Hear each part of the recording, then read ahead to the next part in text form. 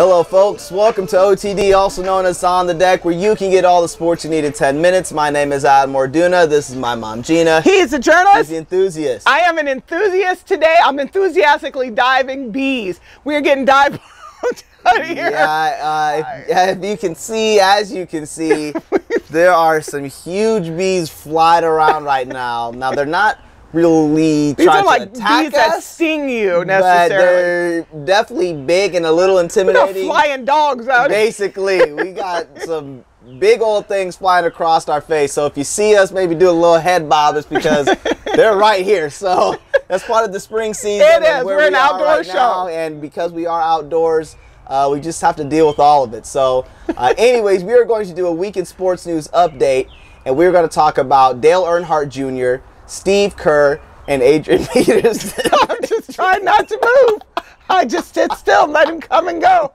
This is why you know how enthusiastic I am about sports. I have a giant bee right here, and I'm still willing to do the show. Oh my gosh.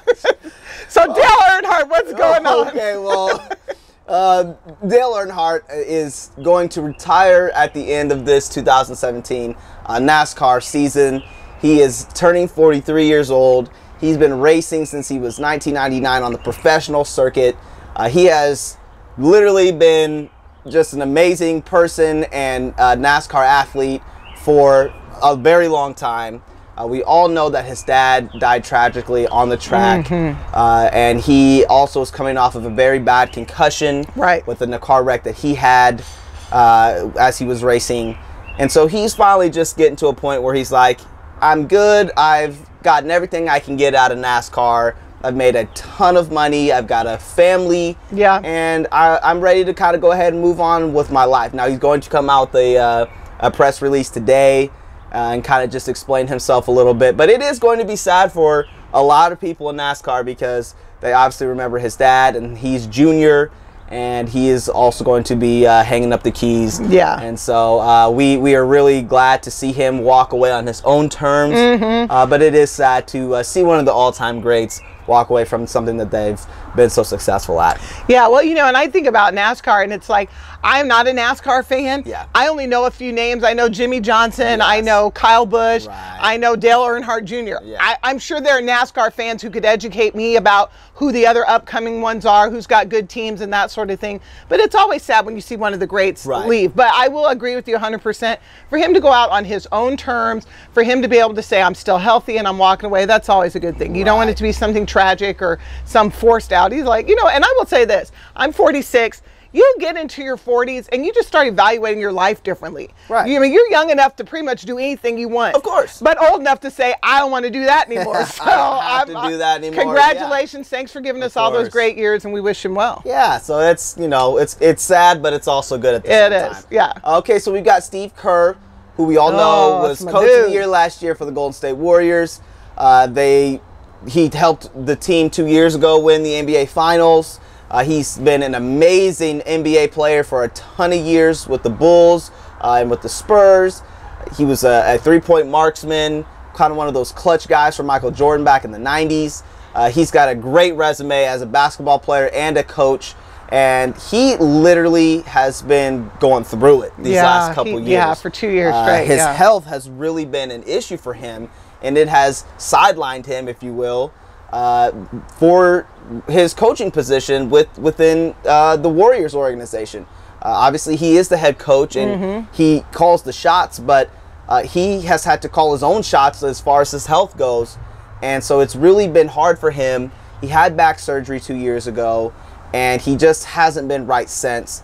And he's really had issues with illness and migraines and just really just being 100%. Yeah. Last year, we saw him sit out, and Luke Walton took over, and they went on like a tear. Just 24 wins straight, or 25 or something like that. Well, they were chasing 73 last year, so Luke Walton sat on a good chunk of those wins. Exactly. Yeah. And so so they weren't without necessarily last year as Luke Walton kind of managed the ship. But they've got Mike Brown right now, who is also kind of filling in like Luke Walton did, only it wasn't the playoffs last year. It was just the regular season. This is the playoffs. And so you do want to be going in fully loaded, if you will, and with all of your players and coaches. Yeah. But isn't it like the rumor is that he might not make it back at all for the playoffs? Yeah, maybe not even for the finals. There are speculations that he may be done for the entirety of the postseason. Now, we don't know exactly. He just said that he's not going to come back until he's ready. And Fair enough. Right now, it's one of those situations. It's not that the Warriors necessarily need a coach. They just need someone to help them stay on course, manage their minutes, kind of give them a calm voice in the huddle and say, hey, you're doing fine, keep going. Because the Warriors right now really don't need coaching necessarily. No, and I think at that level, when you're that kind of a team, what you need is somebody, like you said, to be a manager and not necessarily a coach. And let's be clear, it's not like, oh, your English teacher's away and they bring in JoJo Sub who's retired. These are their coaches. This is a coaching team. So they're, it's all very familiar to them. But I will say this too, nausea and migraines by itself are enough to take you out. But then he's still trying to do the back pain. He said, I don't recommend surgery to anybody rehab. Like after that surgery, he has not been himself since. And that's hard. I just had heart surgery. I am great afterwards, but it's one of those permanent things. You have it, you can't unhave it. The recovery takes a lot of toll on your body. And it takes time. And so we just hope that Steve Kerr, we wish him all the best. Comes 100%. back when he can, as healthy as he can.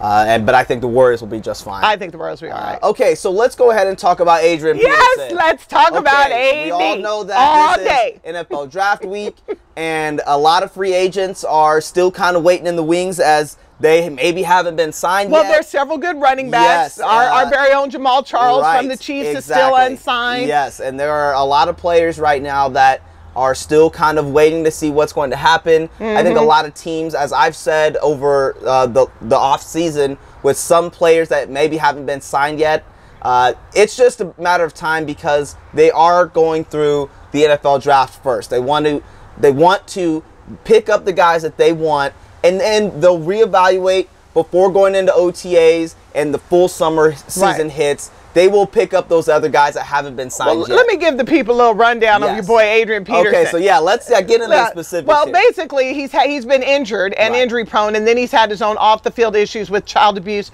Not even allegations. He was indicted on child abuse, so that's not an allegation. That's what happened. If you want to Google the pictures, it's disgusting. But that being said, here he comes up, and he's at Minnesota. He's 32 years old, and there he's got like a $10 to $12 million kind of option on his contract, and they say, look, we need to come back and renegotiate. Let's give us a little bit of a discount to keep you, let you finish out your career with us, retire as a Viking. And he probably would have ended, people were saying, somewhere between $6 and $8 million. Call it 7, split the difference. He said, no, I'm a $10, $12 million guy. Took his chances in free agency, and he went over to Seattle, went over to the Patriots. He's touting his wares. And guess what? The market said, you're not a $10 to $12 million guy. Then the market told him, you're not a $6 to $8 million guy either. So this 1-year deal or 2-year deal option is $3 million a year. And I'm sure there's details of the contract we don't know. I'm sure there's incentives.